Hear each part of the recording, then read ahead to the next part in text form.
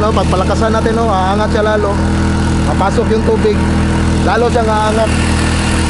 Delikado sa tubig. O, tapos madali lang mag-tip yung ating kayak.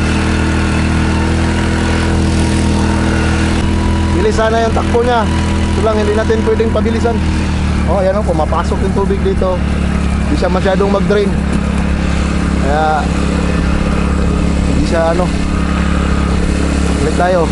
Doon tayo sa mababaw banda. Magandang tanghali mga boss. Nung nakaraan nating video ay ito ang ating ginawa, itong bracket. At ayan, naposisyon na natin yung ating makina, no? So ang problema naman natin ngayon, kasi itong upuan natin masyadong malayo. So i-adjust natin to mga boss para malapit tayo dito sa makina. Madali nating ma-maneuver ang makina. O kung magka-problema man, merong mga ano-ano, ma-access natin yung makina.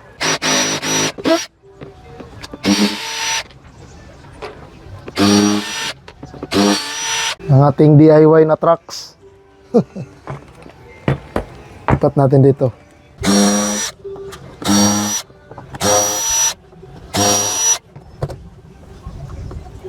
So i-ano muna natin mga boss na mag-position siya ng maayos.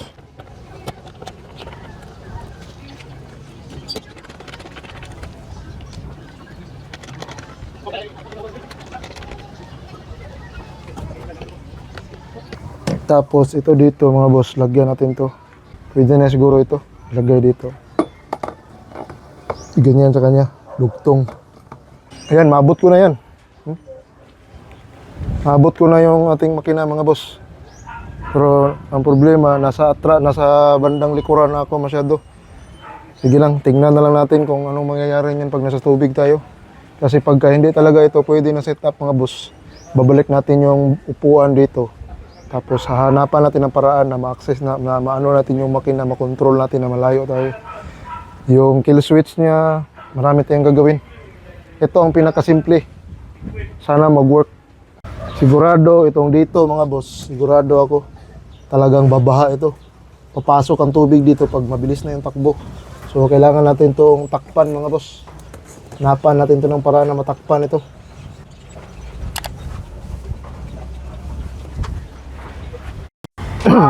So yan mga boss, oh.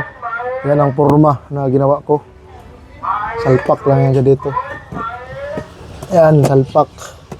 Tapos lagyan natin yan ng ano, parang lock dito banda. Para pagka binalik natin yung, nilagay natin yung ano, kasi plano ko pa rin dalhin yung ano, pedal drive mga boss. So lalagyan natin siya ng lock dito.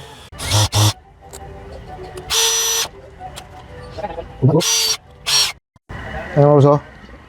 Tingnan natin. Kita ko sa inyo. Oh, pag ikot mo yan, oh, tanggal na yan mga boss. Oh. Tapos isalpak natin yung pedal drive. Tapos isirado ulit. Tingnan nga natin. Salpak natin ang pedal drive mga boss. Yun, oh. Tapos close natin. Lock. Yan. Sarado na. Try nga natin kung ilagay natin yung pedal drive. I-engage natin siya sa baba.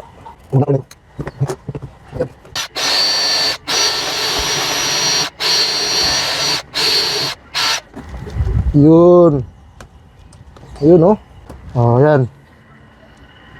Sarado na. Tapos nakalagay na yung ating pedal drive dyan.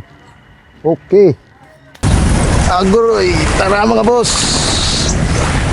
Larga. Nagbato.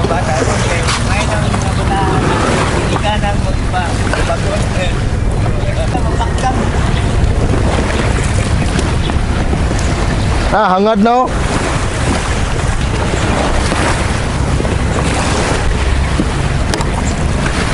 Naghangad na daan.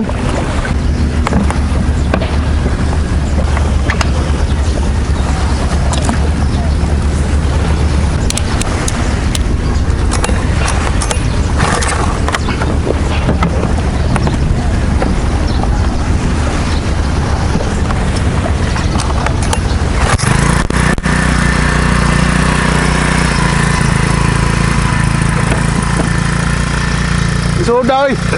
So mga boss, ayan ang nangyayari sa tingkaya ko. Ano na siya masyado.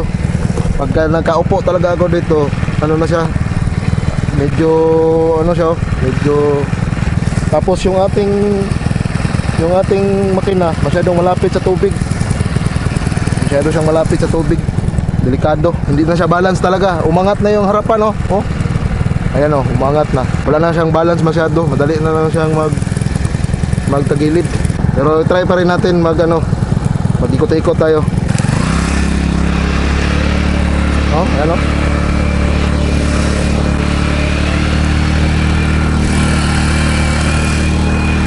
Hindi ko siya pwedeng i-full throttle mga boss, kasi pagka i-full throttle ko siya aangat.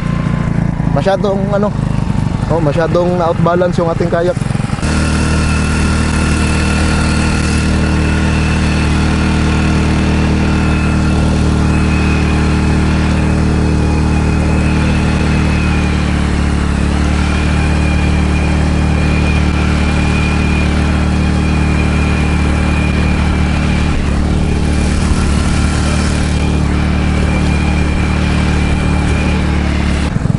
Palog.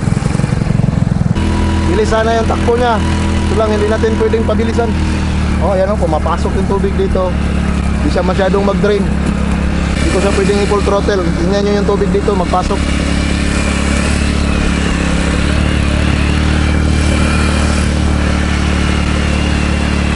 Tapos nabibigatan siya masyado kasi yung drag ng ating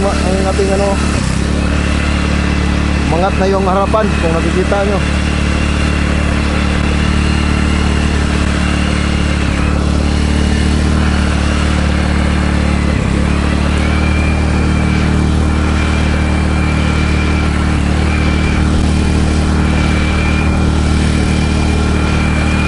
So mali yung ating setup sa upuan. Ibalik natin sa original. Yan, oh, pagpalakasan natin, oh, aangat siya lalo. Mapasok yung tubig, lalo siyang aangat. Delikado sa tubig. Oh, tapos madali lang mag-tip yung ating kayak.